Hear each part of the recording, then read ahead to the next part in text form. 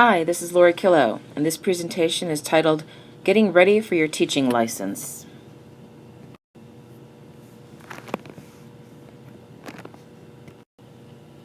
It's important to know that the only body that issues a teaching license in the state of Virginia is the Virginia Department of Education, not LFCC, not any university, just the Department of Education. Your university will get you ready so that you meet the licensure requirements, but only the DOE issues and revokes teaching licenses. Each state has their own DOE, and moving from state to state can be tricky. There is a national license that you can work toward and apply for much further along in your teaching career. There are a number of routes to obtaining a teaching license in the state of Virginia.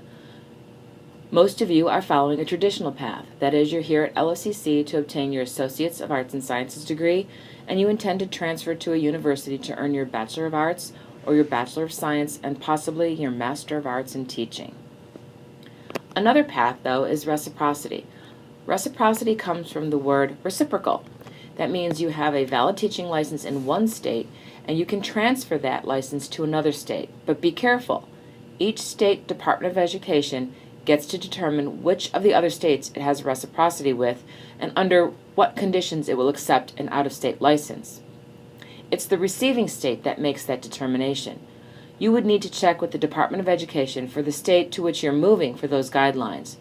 For example, Virginia has reciprocity with many other states. However, incoming license holders must have a minimum of 3 years unblemished teaching experience. There are alternate routes to teaching licenses. In technical fields, for example, such as electronics, food service, or cosmetology, a professional can obtain a teaching license without a bachelor's degree since there really aren't bachelor's programs in those fields. However, the teaching license candidate must have other industry-related certifications, such as being a licensed electrician or cosmetologist, for example, and of course they will have had to have passed the VCLA. Another alternate route to teacher licensure is often called the fast track to teacher licensure. Virginia has the Career Switcher program. Someone with a bachelor's degree and 5 years post-baccalaureate work experience who passes the Praxis 2 and the VCLA assessments could be enrolled in such a program. When the DOE considers your teaching license application, they will look for several basic conditions. Teachers in Virginia must be 18 years of age, have a bachelor's degree with the exception of the teacher applying for the technical professional license. This would be someone who is teaching a technical course at the secondary level, such as electronics, food service, or cosmetology. In addition, teachers in Virginia must be of good moral character, hence the background check.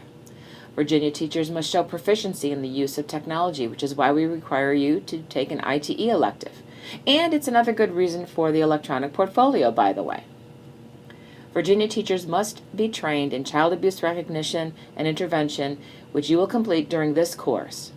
And Virginia teachers must hold a valid certification in CPR and first aid.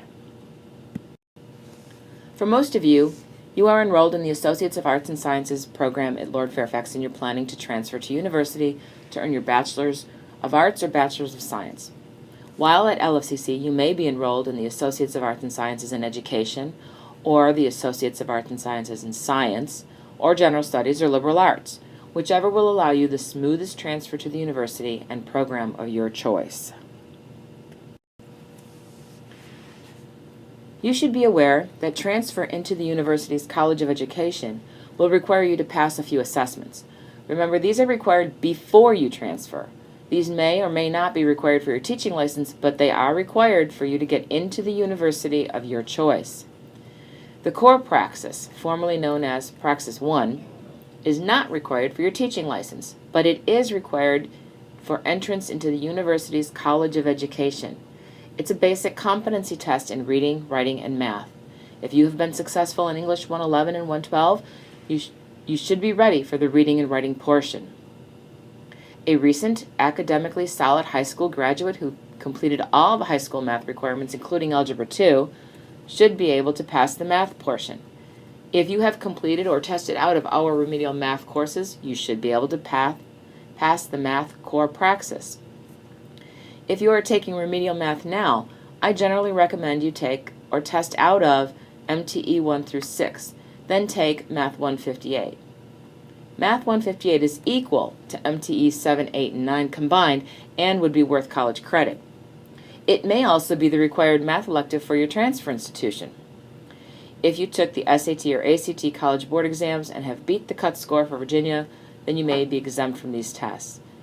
There is more information on the online academic advising site for all of this.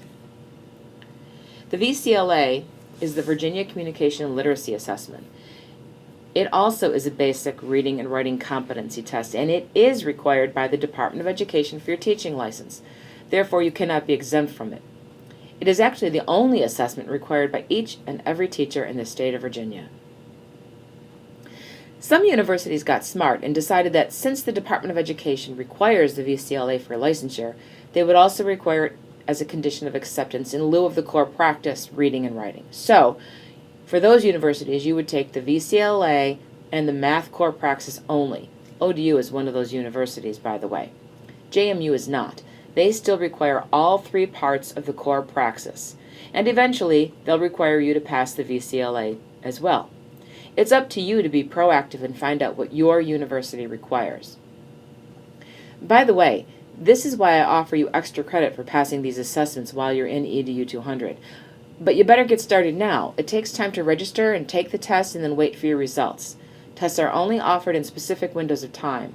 See the online academic advising site for links to these tests and a lot more information. As you get closer to completing your work at the university, usually right before you student teach, you'll have other assessments to pass. If you haven't done it already, the VCLA will be one of them. ETS, the same company that holds the core praxis, also hosts the Praxis 2 and the RVE. Praxis 2 is subject specific. You can think of it as a giant SOL test. For example, if you want to be a biology teacher, it's a big bio test. There are separate tests for middle school math and math. The same is true of middle school English or English for 6 through 12, middle school social studies or social studies 6 through 12. In theory, the middle school math test would be easier than math 6 through 12 because that would include things like calculus with analytic geometry. By the way, the content knowledge test for elementary teachers covers all subjects, a little bit of math, English, government, history, geology, biology. So all of these courses you're taking at LFCC are important. You actually have to know this stuff. The RVE is Reading for Virginia Educators. This assessment does not assess your ability to read, but rather it assesses your ability to teach reading. It is required for elementary teachers and special education teachers and will be completed just before you do your student teaching at the university. There are several types of teaching licenses. Your first license is always a provisional teaching license. You are on a provisional teaching license for your first 3 years. Think of it as a probation period. After 3 years, it will convert to a collegiate professional license if you hold a bachelor's degree. It will convert to a postgraduate professional license if you hold a master's degree.